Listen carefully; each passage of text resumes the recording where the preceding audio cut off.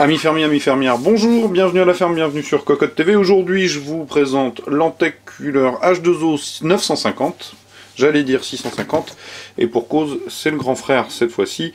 D'ailleurs, on retrouve le 650 en photo ici avec le ventilateur du 650, mais vous allez le voir, et vous le voyez de suite, ce ne sont pas les mêmes ventilateurs. Donc là, pour le coup, au niveau du packaging, le montage n'est pas tout à fait exact. Au niveau du bundle, qu'allons-nous trouver? 950 oblige, nous allons trouver le guide de montage, normal, un CD qui va permettre de tirer la quintessence du H2O, les fameuses clauses de garantie. A noter que ce produit est garanti 3 ans, ce qui est plutôt sympathique. Nous avons aussi, évidemment, la backplate, la griffe Intel, et AMD d'ailleurs, puisqu'elle est unique, je peux éventuellement vous le montrer, puisque c'est la même que sur le 950. En fait, on a une griffe avec des pattes réglables, ce qui est plutôt pas mal, puisque ça fait qu'une seule griffe. Maintenant, vous éviterez le montage debout. Et pour cause, avec le 650, je me suis pas mal bagarré.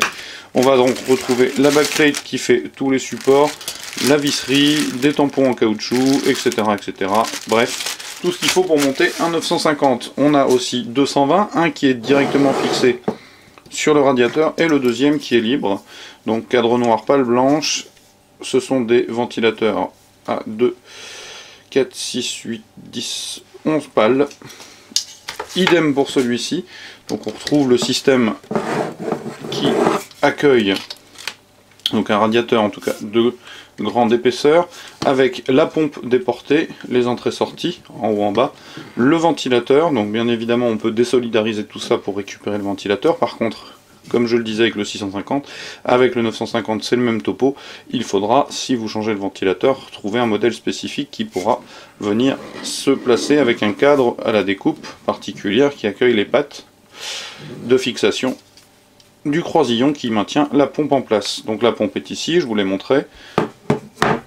Vous allez remarquer très vite, on a un peu beaucoup de fils en fait pour le coup, puisque on a le fil du ventilateur, un adaptateur 4 PWM, pardon, un 3 pins qui va alimenter la pompe, et un autre fil qui va pouvoir alimenter l'USB, et donc prendre le contrôle de Lantec 950 pour une éventuelle régulation ou un éventuel réglage.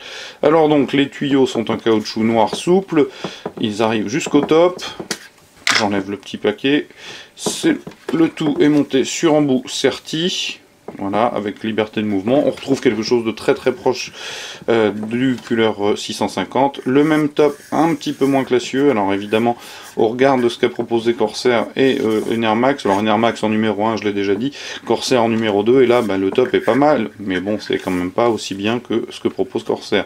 La plaque froide en cuivre maintenue par toute une série de vis. Je remets la protection pour ne pas mettre de la pâte thermique partout. Alors, que puis-je vous apprendre au niveau de la technique? Qu'il est évidemment compatible tout socket Intel et tout socket AMD, je vous les rappelle pas.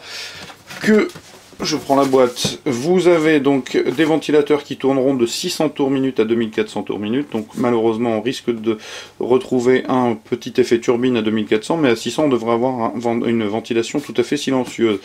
Les dimensions du radiateur 159 par 120 par 50 mm, soit le double d'épaisseur qu'un H75 par exemple. Et je pense que j'ai à peu près fait le tour, puisqu'il n'y a pas beaucoup d'informations qui sont données par Lantec. Ce qui est sûr, c'est que nous allons retrouver le petit système de LED que j'ai pu voir sur le 650, donc une LED qui oscille du bleu vers le rouge en fonction de la température processeur, ce qui est plutôt sympa. Bon, petit effet esthétique. J'essaierai de vous faire une vidéo quand il sera monté dans la machine sur le FX 9370. En tous les cas, il aura fort à faire face au H75 dont je viens de terminer le test, qui est véritablement très intéressant, puisque d'une part pas très bruyant même en pleine charge, et carrément ultra silencieux en 5 volts régulé, et il tient un FX 9370 dans des températures tout à fait acceptables que vous retrouverez dans le test. Donc le 950 va falloir qu'il se sorte comment je dirais, les doigts du fondement, mais je ne doute pas qu'il puisse y arriver. Est-ce que ce sera dans un relatif silence? Ça c'est autre chose. Donc je vous invite à venir lire le test écrit qui paraîtra très prochainement sur cocotland.com, et je vous dis à très bientôt et au revoir.